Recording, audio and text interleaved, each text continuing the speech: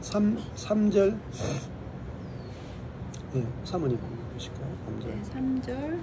그 입의 말은 죄악과 괴휼이라. 지혜와 선행을 그쳤도라. 그 입의 말은 주어 괴휼이라 서술어. 그쳤도다 서술어. 죄악과 괴휼이라 서술어. 그쳤도다 서술어. 무엇을 그쳤냐 하면 지혜와 선행을 그쳤도다. 그 입의 말, 그 위에서 하나님을 두려워하지 않는 그 사람, 그 사람의 입의 말.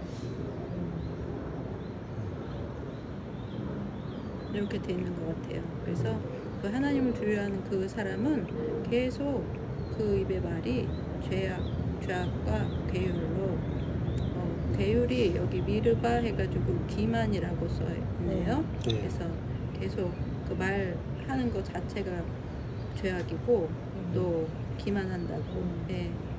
그리고 그 지혜, 여기 지혜가 빨간색인데요. 샤칼 해가지고 총명하다라는 뜻이래요. 그래서 그 하나님을 두려워하는 그 사람은 총명할 수 없다. 예.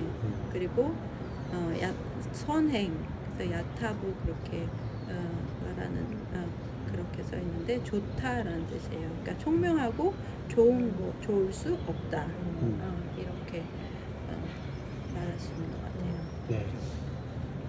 여기도 선행이 초록색이네요. 그렇죠. 그러니까 의인이 행할 수 있는 것을 행할 수 없다 이렇게 말하는 것 같아요. 네. 지혜는 또 빨간색이죠. 네. 네, 이 사칼인데요. 이게 약간 십자가와 연관이 되어 있어요. 이게 십자가가 교체되잖아요. 네. 그러니까 진짜 지혜는 뭐냐면 인간의 지혜와 하나님의 지혜는 뒤집어져 있다는 거예요. 이게 사칼이라는 의미예요.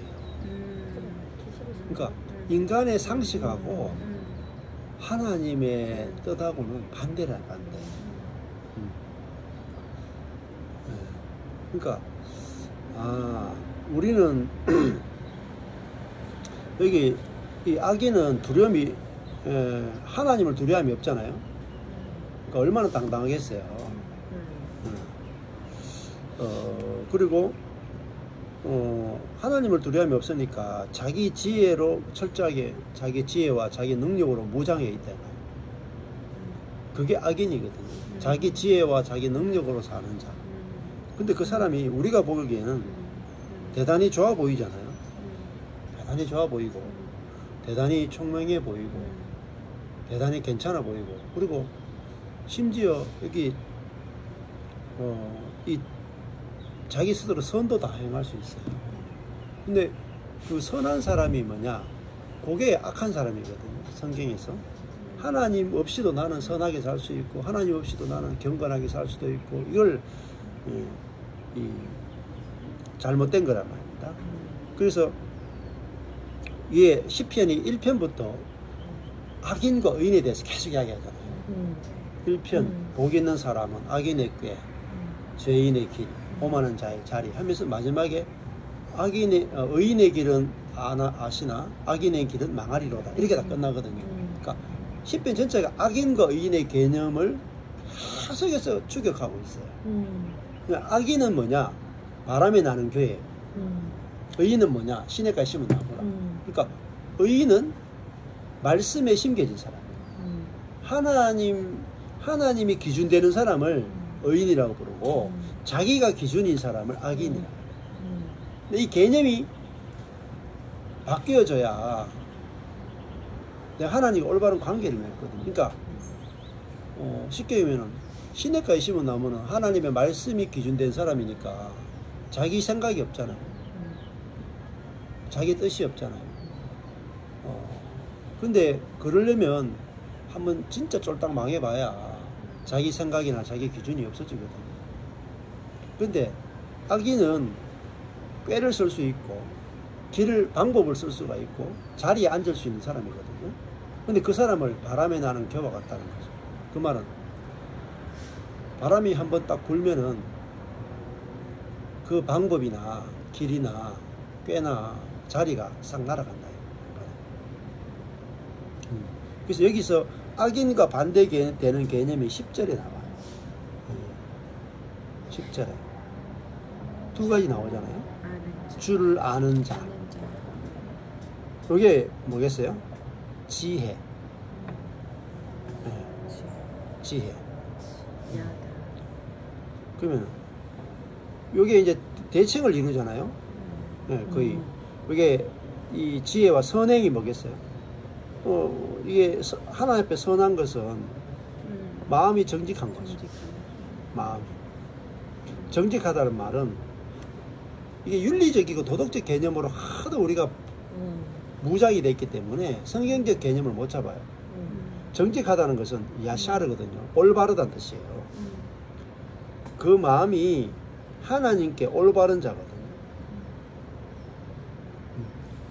그러니까 하나님께 올바르다는 말은 하나님을 두려워한다는 거예요. 하나님을 두려워한다. 그러니까 시냇가에 심은 나무처럼 말씀을 두려워하는 거죠. 내가 틀렸습니다. 내가 틀렸고 하나님이 옳습니다. 내가 틀렸고 말씀이 옳습니다. 이게 이제 이 올바르다, 관계가 올바르다는 거예요. 관계가 하나님과의 관계, 말씀과의 관계가 올바르다. 이거를 정직하다는 뜻이에요.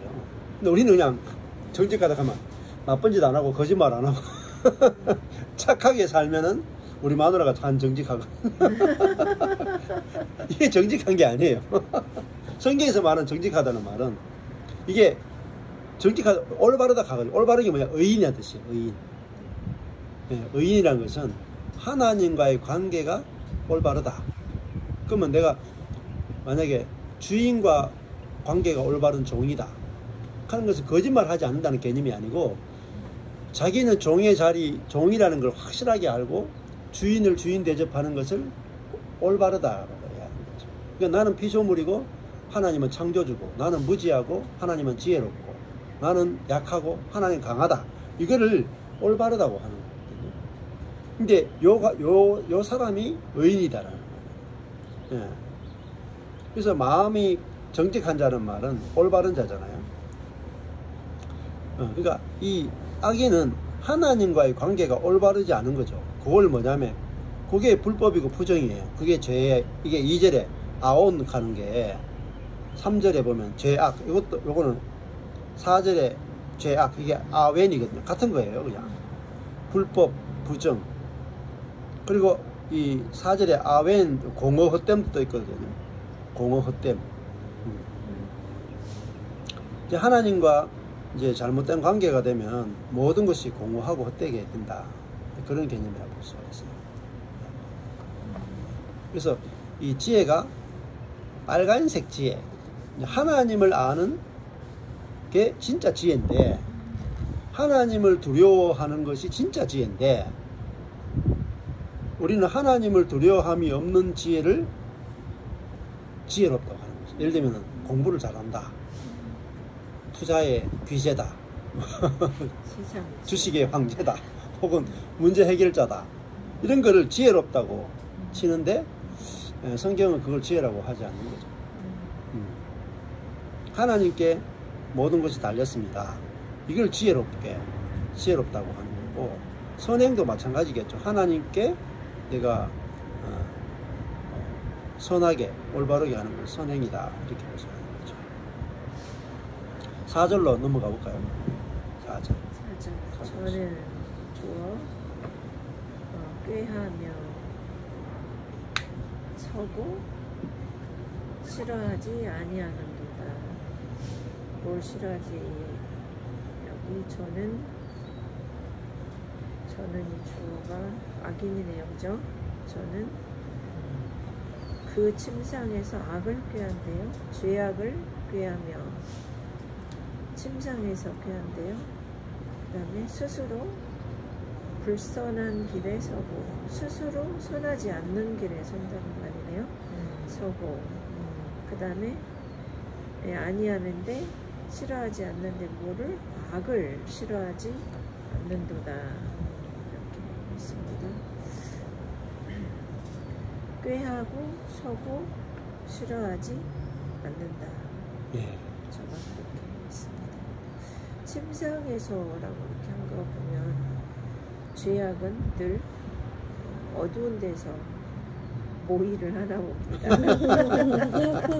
모르게 침상에서. 그 다음에 스스로 일부러 용감한 것 같아요. 일부러 스스로 불선한 길에 서고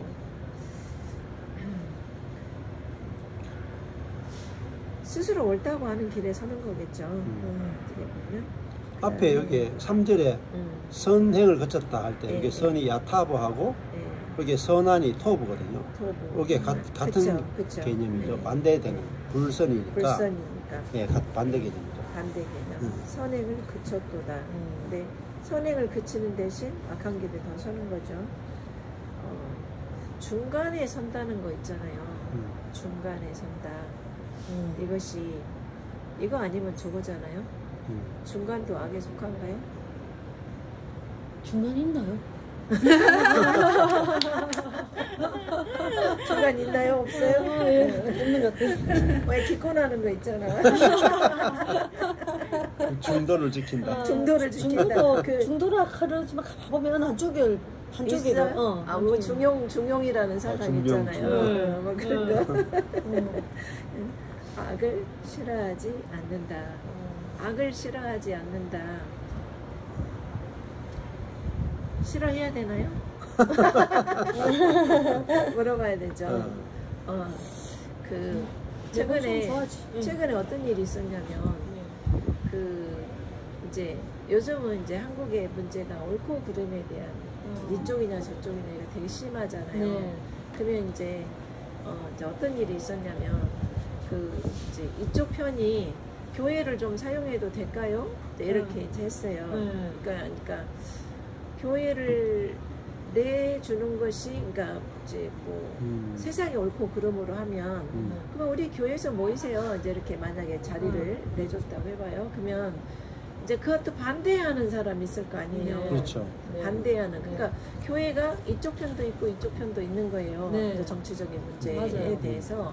그러면 이제 어디에서 이제 이쪽 편에 있는 사람이 와가지고 교회 좀 사용하면 안 될까요? 이제 이렇게 이제 건물에 대한 이제 이야기가 모임이 있으면, 그러면 이제 목사님 입장에서는 이거를 내가 이제 이쪽 편에 든다 해도 이쪽이 쓰세요 이렇게 말하기가 어렵잖아요. 또 이쪽 편이라 해도 뭐 이쪽 사람이 와서 좀 쓸까요? 그러면 쓰세요 이렇게 말하기 그렇잖아요. 목사님 입장에 이제 담임 목사 입장에서는 그런 일이 이제 일어난 거예요. 근데 이제 이거를 이제 서제션 한 사람은 이게 옳은 일이니까 당연히 우리 교회가 협조를 해야 된다. 이제 이렇게 나온 그렇죠. 거 아니에요. 그렇죠. 이제 그렇게 나오는데 목사 입장은 그거 아니잖아요. 그러니까 이제 그러면 이거를 어떻게 하면 좋냐. 이제 이렇게 이제 근데 이제 우기는 사람은 이게 좋은 일이고 옳은 일이니까 우리가 목숨 바쳐야 되지 않냐. 그렇지. 이제 이렇게 이제 이야기를 하는 거예요. 그 사람 취지는 분명히 이해는 돼요. 그런데 이제 이쪽에 또 많은 사람이 있는데 이거는 그러면은 교회를 반으로 나누는 이야기다. 그러니까 이제 그 사람이 하는 말이 그럼 옳은 일을 위해서 우리가 목숨을 바쳐야 되는데 이거는 중도잖냐. 이제 그래서 이제 그 이야기가 나온 거예요. 옳은 일이면 우리가 저기를 해야 되지 않냐. 그러니까 이제 어떻게 대답을 이제 했냐면 내가 그리스도의 진리의 말씀으로 이거 너 믿을래 안 믿을래 하면 나 목숨 바치겠다. 목사 입장에서. 그렇지만 이거는 이쪽도 목숨할 진리는 아니잖아요. 의견이 다른 진리는 아니죠. 서로 다른 의견을 갖고 있는 것이지 이건 진리는 아니잖아요. 이쪽에 섰든 이쪽에 섰든 진리는 아니잖아요. 그래서 우리는 생명을 지키는 일을 하자 제가 그랬어요. 생명이면 뭘까? 그러면 양쪽 다 살려야 생명이지 않겠냐? 이렇게 이제 결론을 냈어요. 그러면 이제 한쪽은 또 이제 삐질 거 아니에요. 그렇죠. 이쪽에 막 우겼던 사람은. 근데 이제 그러자고 했어요. 이거를 목사님이 선택하는 대로 우리 따르자. 이렇게 선택하시든 저렇게 선택하시든 책임자가 제일 심각한 이야기고 또 그분이 제일 생명에 대한 거는 잘 아니까 이쪽을 선택하든 이쪽을 선택하든 우리는 그냥 예스 하자 이렇게 해서 그러면은 이제 장소 내주지 않기로 하자 이렇게 결정을 했어요. 근데 이런 이제 이것이 분명히 옳은 일 같아도 목회자 입장에서는 이게 다 같이 이쪽도 있고 이쪽도 있는데 어쩔 거예요. 어쩔 그쵸. 거예요 이거를. 이쪽 편 들면 이쪽 삐지고 이쪽 편 들면 이쪽 삐질 거 아니에요. 그래서 뭐 물론 예수님이 뭐 진리의 말씀을 들고서 너 이거 해라 그냥 할 수 없겠지만 그러지 않는 이상은 그냥 말자 이렇게 했어요. 잘한 것 같아요. 네, 잘했네요. 예, 예, 참 어려워요 이런 그쵸. 문제들. 성도들이 가져오면. 맞아. 그게 여기서 이제 선과 악을 개념을 잘 잡아야 되겠죠. 예. 그럼 여기서 아까 전에 선이 뭐냐, 한쪽에서는 예를 들면 동성애에 반대하자, 동성애에 반대하는 예를 들어 집회를 위해서 예배당을 빌리자. 그러면은 예배당을 이게 동성애에 반대하는 것은 선한 거니까 빌려주자 이렇게 된다. 또 한쪽에서는 동성애에 찬성하는 쪽에서 빌려달라고 한다. 동성애에 찬성하는 쪽에서는 이거는 인간의 그 평등을 저해하는 문제다. 그러면 그것도 인간을 평등하게 하는 것도 성경에 분명히 나온다 이 말이야. 그러니까 평등이 중요하냐, 동성애 안 하는 게 중요하냐, 둘 다 선이에요 사실은. 평등한 것도 선이고 동성애를 반대하는 것도 선이죠. 그러면 교회가 평등을 추구할 거냐, 아니면은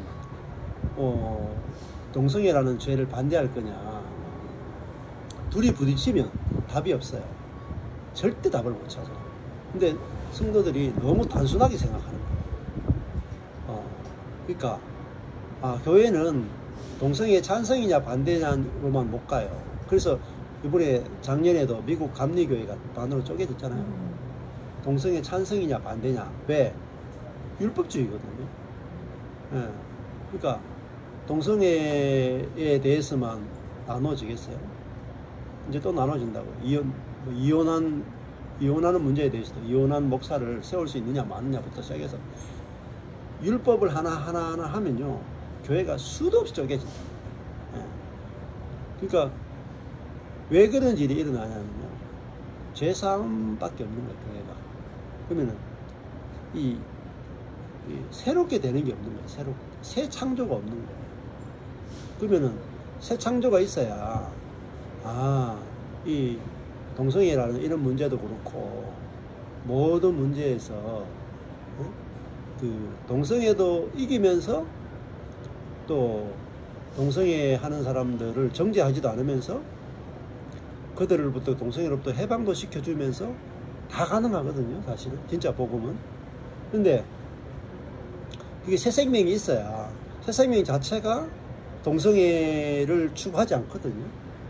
새 생명 자체가. 그러니까 새 생명 자체는 거룩한 생명이기 때문에 동성애를 자체로 이겨버린단 말이에요. 이기면서도 동성애 하는 사람들을 판단하고 정죄하지 않게 돼요.